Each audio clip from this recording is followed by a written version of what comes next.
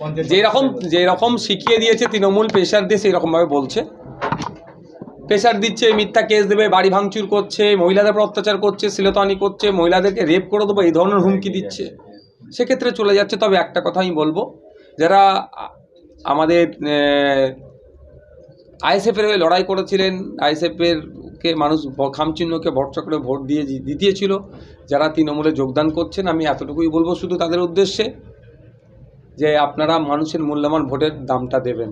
আপনারা যদি মনে করেন আপনারা চাপ সহ্য করতে পারছেন না, আবার কেউ বলছে মুখে যেটা শুনছি নাকি উন্নয়নের যজ্ঞে সামিল হচ্ছে, যে বিজেপিকে আটকাতে হবে, সব আপনাদের কথাকে আমি সত্য ধরে নিচ্ছি।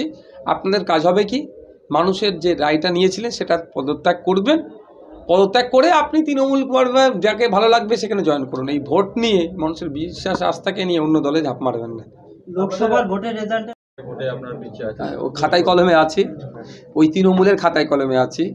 ভোট গণনা কেন্দ্রে কী হচ্ছে, ভোট দানে কী হচ্ছে, বুথ জামে কী হচ্ছে, এজেন্টদেরকে তুলে নিয়েছে, এগুলো অন্যায় না করলে আমরা 50,000 ভোটে লিডে আছি। সামনে 26-এ কেমন হবে স্টেটমেন্ট? মানুষ যেমন চাইবে, সারা রাজ্যে 17টা দিয়ে বলেছিলাম, মানুষ চাইলে আমরা পার্লামেন্টে যাব। যদি 2026-এ মানুষ আমাদেরকে চাই আমরা আইনসভার মধ্যে যাবো, না চাই যাব না।